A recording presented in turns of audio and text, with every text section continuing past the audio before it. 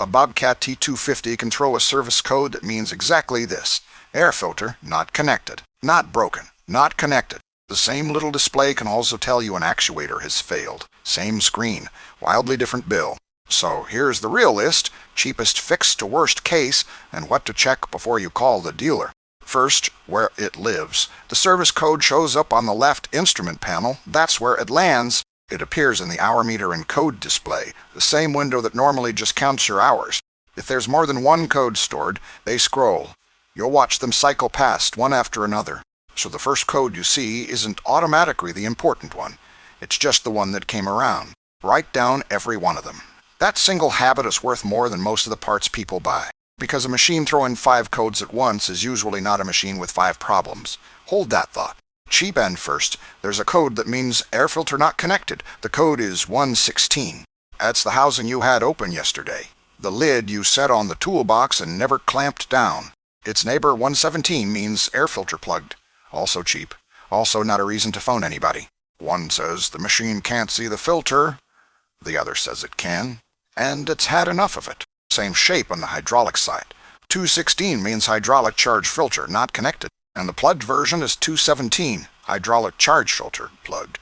That's the machine asking for service, politely. 4 codes, 4 fixes you can do standing beside the machine with the cover open and nothing ordered.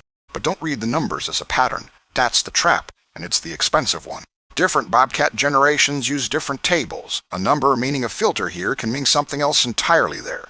There's no secret legend hiding in those digits. The number is a lookup. Look it up.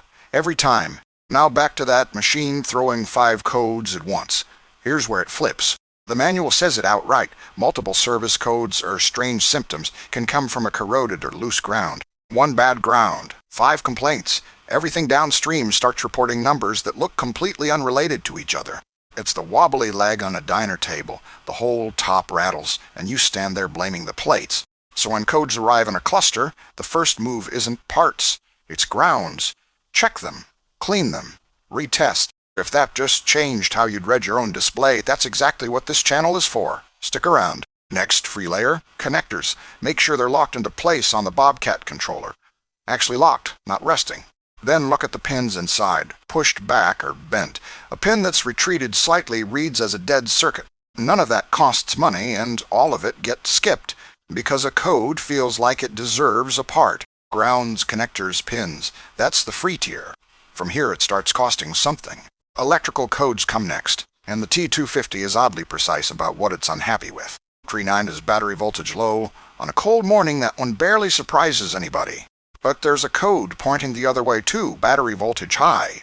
And then a third one above that, battery voltage extremely high. It gets its own separate code. That gap between them is the diagnosis. Low usually means the battery or the charging. Extremely high means the charging system is overshooting badly. There's also a code that reads battery voltage out of range, filed under a completely different number, which is why 2 codes that sound like siblings can sit nowhere near each other in the table. And one reads sensor supply voltage out of range. That's the machine's own reference feed, not your battery. Chase that one as a sensor problem and you'll replace perfectly good parts all afternoon. Next tier. The interlocks. The circuits that decide whether this machine moves at all. Seat bar sensor short to battery is one code. Seat bar sensor short to ground is a different code. Same sensor, 2 failure directions, 2 numbers. The machine already told you which way the wire went. That's the part nobody uses. You're not told a part is bad. You're told how it's bad. Interlock has the same pair short to ground and short to battery. Pedal lock, the same 2 again. There's a code that means, and I'm quoting the table here, switch flipped while operating. Nothing failed. Somebody moved something mid-run and the controller wrote it down like a receipt in a pocket.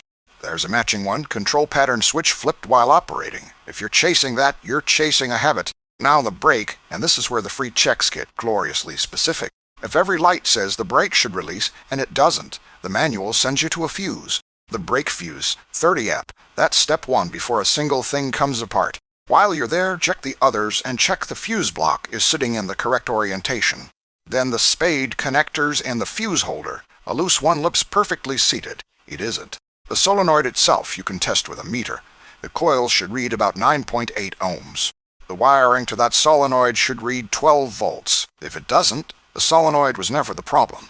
Also check the brake solenoid mounting nut for correct torque. The manual lists the value. Don't guess it. Now the solenoid codes themselves, and here the wording carries almost all of the information. Front base solenoid error ON is one code. Front base solenoid error OF is a different one. Stuck on versus stuck off. One word apart on the screen, two completely different chases in the machine. The front rod solenoid has that exact same pair. So does the rear auxiliary relief solenoid. The diverter solenoid has its own error ON code. Two-speed secondary carries both directions as well. So when you write a code down, write the last word down too. ON, or off, is half the answer. That's exactly what gets lost when somebody reads a code to you over the phone in a loud shock. The front auxiliary switch gets three codes: out of range high, out of range low, and not in neutral. Not in neutral is the polite one. The machine wants that switch centered before it'll do anything.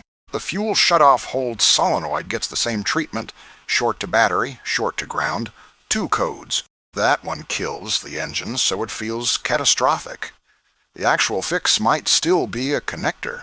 Now, the worst case end. And it isn't the one most people brace for. The advanced control system has a code for not communicating with a Bobcat controller at all. It has another that just means not calibrated. Same system, wildly different afternoon for you. And it does something worth knowing. It checks the lift handle sensor, then the lift actuator, in order. Then the tilt handle sensor, then the tilt actuator. It stops at the first problem and lights the icon. The first problem, not all of them, so fixing one fault can uncover a second that was hiding behind it. Tilt actuator fault, tilt actuator wiring fault, tilt handle wiring fault. Three separate codes along one chain. There's even one for multiple controllers present, meaning it found two of something it should only have one of. And the genuinely expensive end isn't a code at all. It's what a gauge tells you about the hydraulics. Main relief on this machine is 3,300 psi, and the manual is emphatic about not exceeding it. Before testing, the fluid gets warmed to 140 degrees Fahrenheit, using the restrictor control on the tester itself. Test it cold, and you'll get a number that lies to you, and you buy a pump. That was fine. A cluster of codes means grounds first. A single code means read it exactly. It's a lookup, not a language. Subscribe for daily diagnostics. Next one is the T250 hydraulic pressure test. Gauge on, start to finish. The exact specs are in the service manual, linked below. Like this if it saved you a gas.